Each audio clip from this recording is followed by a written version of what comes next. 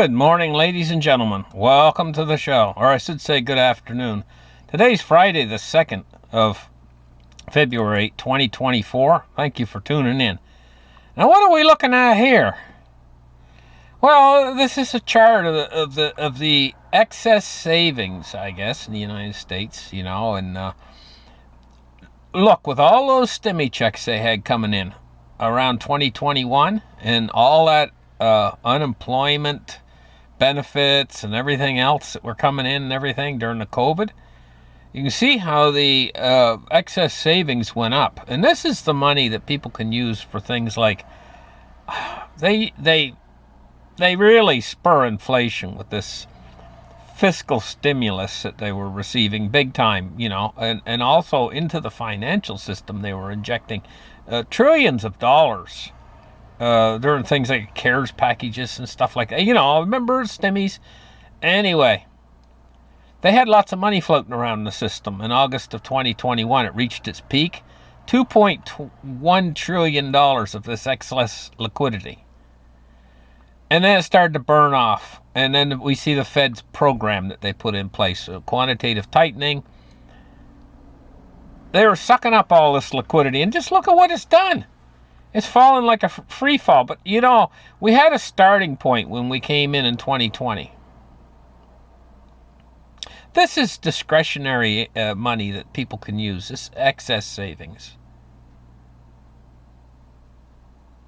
And this is the money, people, if they have excess savings like that, that's when they can go to the shopping malls and stuff, and buy that fancy pair of shoes or tailor-made suit, or go out to eat and order steak and everything else, But that, you can see it's burned off. But what I wanted to point out is that we had an entry point in around 2020. It was at a certain level. It's going to go down below that entry point. So we're going to be worse off than we were when we started. We had this big influx of money, and then when it drains out, we're going to be actually worse off, a lot worse off than when we started, before we got all that. It's like, went through the system like a bunch of kids eating candy, and now they got a tummy ache. Anyway, moving on, taking a look, what's going on here is, I want to point this out. Why I want to point this out is Trump at his Mar-a-Lago down in Florida. He had a hidden room in there and a locked closet. Well, they had a whole crew come in there, and they went all through everything in that place. And they walked right by the hidden room. Now, why I'm making a big deal about this, why I'm talking about this is, think about your house. Maybe you got a bedroom you never use or something, Putting in a hidden room is not really all that hard. You can have a false wall. So, say you got a long bedroom, and say it's 14 feet one way, and say it's 18 feet the other way. And it would have room maybe for some sort of a walk-in closet or something. There's enough room in the bedroom, kind of a big bedroom. You can put a false wall in, and people walk into the bedroom, they think that's it. But what they don't realize is maybe there's 6 feet to the outer wall of the house. And the false wall, there's about a 6-foot space there. And they look at it, because there's no door or anything, it just looks like all the other 4 walls in the room. They'd never know behind that false wall is a hidden room. And why this is important in this day and age right now is these are very, very turbulent times. And probably the best way to save yourself is not to confront, if there was a bunch of people coming in, let's just say, what else would you call it? Just coming in to your property. Gosh knows who they are. I'm just making this up as I go along, but there could be some sort of a problem coming where it's better for you to hide than actually confront them, because they might have more strength than you have. I'll just put it that way. I was going to use the word firepower. But the thing is it might be better off if you had a hiding place, a place that, and it shows you, even the professionals, this is what this shows you, that even the professionals can skip right by a hidden room and not find it. You could be hiding in there and you really being really quiet, and they go all through and root through everything and leave. After they're gone, you can come out. This is the beauty of having maybe a hidden spot in your house. And it's really not that difficult. And it wouldn't cost that much. A few studs, a bit of drywall, you know, a bit of plaster. And you can do it yourself if you're a good do-it-yourselfer. You can actually build it yourself. But you got to figure out how and where. And that's the hard part. It's logistics of figuring out how and where to put it. You know, and you know, it'd even be a good idea if a person would put in a hidden room like that in their house, reinforce it with steel so that it also can double as a tornado shelter, because almost everywhere in America now they get tornadoes, you know, and you could be happy for that. Have it lined with steel. Of course, that would cost a little bit more, just saying. Okay, the International Court of Justice has censored Israel for its genocidal war, it says here. I'm not going to go into too much detail because this is a long article. But what I'm really pointing out here is that the Court of Justice, I guess, has censored Israel. Now, the United States is bolstering its defenses around Jordan, around a Jordanian base, as it readies strikes in response to those drone attacks that killed 3 men. It says the U.S. has bolstered defenses at the base in Jordan that was attacked by Iran. So, this situation, I don't know what kind of response that they're going to have. We're waiting to see. It says a larger U.S. military response seems imminent. It says Iran-backed factions are pledging to continue to attack United States forces in the region. U.S. response against threats by Iran-backed Houthis in Yemen, who have been firing drones. So this whole thing, you know, it's right on the edge. It could escalate out of control. Now, today was I think it was yesterday, Groundhog Day. Look on there it is, Groundhog Day 2024. Now, the most famous, I guess, is Puxatawny Phil, and he predicted an early spring. Why I got this on here is because we got a groundhog here in Nova Scotia too, and he predicts an early spring too. I can't think of what's his name. I forget it. It's on the tip of my tongue, his name. I can't think of it right now for some reason. The one here in Canada. But the groundhogs are predicting an early spring, which is unusual because normally they don't. But by gosh, they're a cute animal. Look at him there. They are cute. But he's got some awful claws on him. You'd have to watch out for those claws. They're about an inch long claws. My gosh, they're cute. They got some cute face on them, you know. Groundhogs. Now, the European Union is going to send a new $50 billion, actually it's more than 50 billion US, it's about 60 billion US, 50 billion euros aid package for Ukraine. It says that leaders of 27 European Union countries sealed a deal Thursday to provide Ukraine with a new 50 billion euro, that's 54 billion US dollars, support package for its war-ravaged economy. Where they're going to find the money, I don't know, but they're going to send it. More money to Ukraine. You know, the United States, I guess, is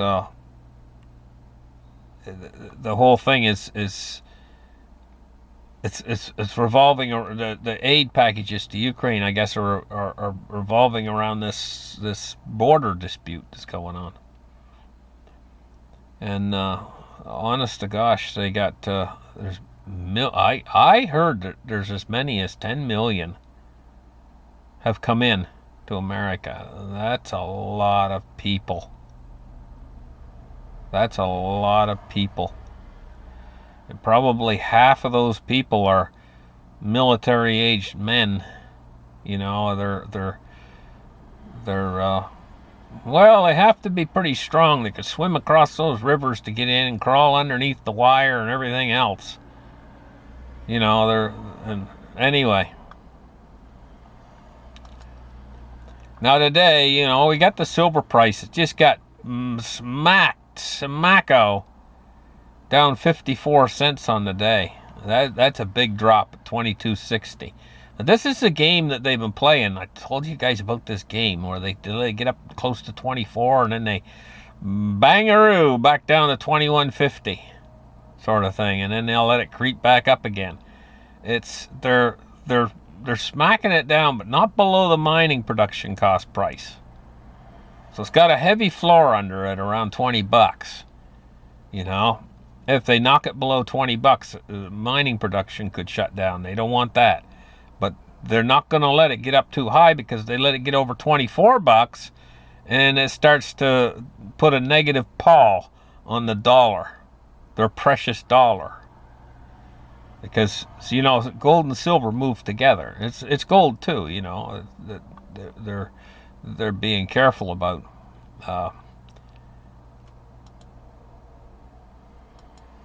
just looking here for a second. I used to like the old charts better.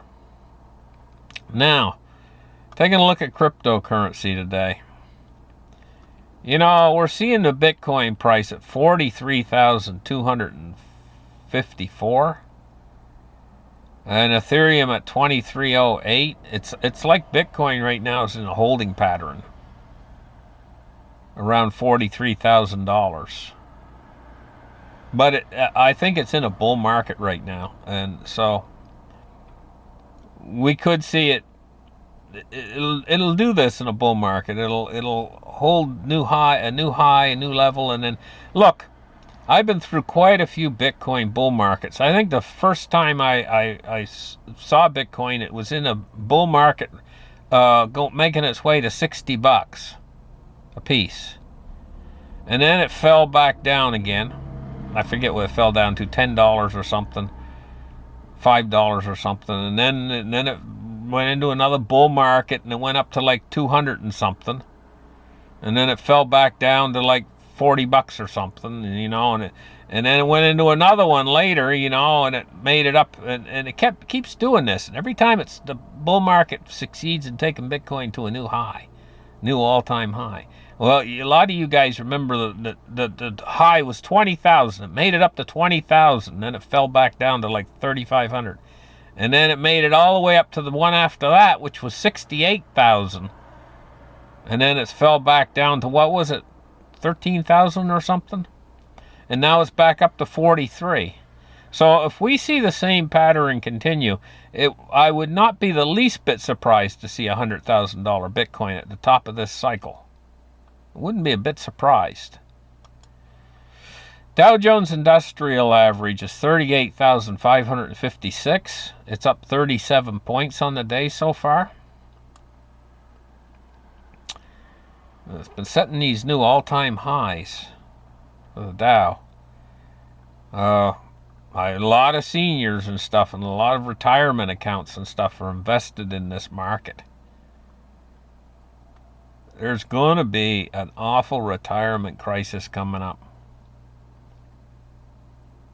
You know, a lot of the places that retirement funds are invested in, because they've been chasing yield, it's not looking good. Taking a look at crude oil is 72.21. It's down $1.61 or 2.18%. bonds and rates today, we're looking at, this is a big jump in the yields today. We're looking at a U.S. 10-year at 4.04. It's jumped 18.2 basis points. Seems like they're doing some sort of monkey business here, I think. That's my personal opinion. They're doing monkey business, and they're knocking these yields down. And they'll do it for a couple days.